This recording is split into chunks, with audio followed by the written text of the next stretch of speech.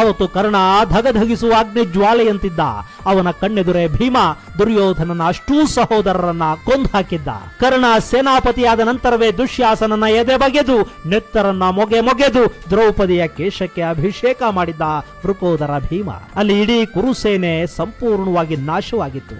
ಕರ್ಣ, ಶಕುನಿ, ಶಲ್ಯ, ದುರ್ಯೋಧನನನ್ನ ಹೊರತುಪಡಿಸಿದ್ರೆ ಇನ್ಯಾವ ಮಹಾವೀರನು ಕೌರವರ ಪಾಳೆಯದಲ್ಲಿ ಉಳಿದಿರಲಿಲ್ಲ. ದುಶ್ಯಾಸನನ ಸಾವಿನ ನಂತರವಂತೂ ಕುರುಪಡೆ ಮಾನಸಿಕವಾಗಿ ಜರ್ಜರಿತಗೊಂಡಿತ್ತು. ಕರ್ಣನಿಗೂ ಯುದ್ಧ ಅಂತಿಮ ಘಟ್ಟವನ್ನ ತಲುಪಿರೋದು ಅರ್ಥವಾಗಿತ್ತು. ಈಗ ಕುಂತಿಗೆ ಕೊಟ್ಟ ವಚನವನ್ನ ಈಡೇರಿಸಬೇಕು.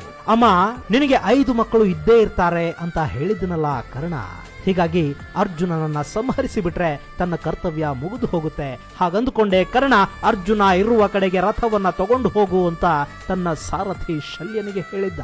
ತನ್ನ ರಥಿಕನನ್ನ ಹುರಿದುಂಬಿಸ್ತಾ ಅವನಿಗೆ ಅಗತ್ಯವಿದ್ದ ಕಡೆ ಮಾರ್ಗದರ್ಶನ ಮಾಡ್ತಾ ರಥವನ್ನ ಅವನು ಹೇಳಿದ ಕಡೆಗೆ ಕೊಂಡೊಯ್ತಾ ಅಲ್ಲಿನ ಅಪಾಯಗಳನ್ನ ಅರಿತು ರಥಿಯನ್ನ ಕಾಪಾಡ್ತಾ ಯುದ್ಧಕ್ಕೆ ಉತ್ಸಾಹ ತುಂಬತಾ ಇಷ್ಟೆಲ್ಲ ಕೆಲಸ ಮಾಡಬೇಕು ಸಾರಥಿ. ಆದ್ರೆ ಈ ಶಲ್ಯ ಅದೆಲ್ಲದಕ್ಕೂ ವಿರುದ್ಧವಾಗಿದ್ದ.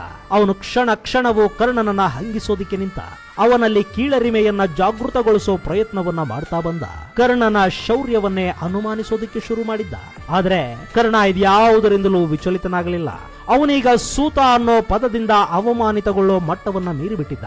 ನಾನು ಸೂತಪುತ್ರನಲ್ಲ, ಸೂರ್ಯಪುತ್ರ ಅನ್ನೋದು ಅವನಿಗೀಗ ಗೊತ್ತಿತ್ತು.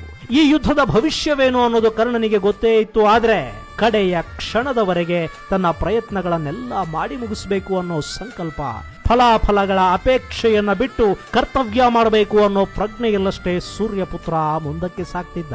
ಆದರೆ ಅಲ್ಲಿ ಕೂಡ ಅವನ ಅದೃಷ್ಟ ಅವನ ಜೊತೆಗಿರಲಿಲ್ಲ. ಪಾರ್ಥನ ಜೊತೆಗೆ ಕೃಷ್ಣನಿದ್ದ. ಕರ್ಣನ ವಿಧಿ ಅವನ ಹೆಗಲೇರಿ ಕಾಡ್ತಾ ಇತ್ತು. ಅವನ ಎಲ್ಲ ಶಾಪಗಳು ಒಟ್ಟಾಗಿ ಕೆಲಸ ಮಾಡೋ ಸಮಯ ಬಂದೇ ಬಿಡ್ತು.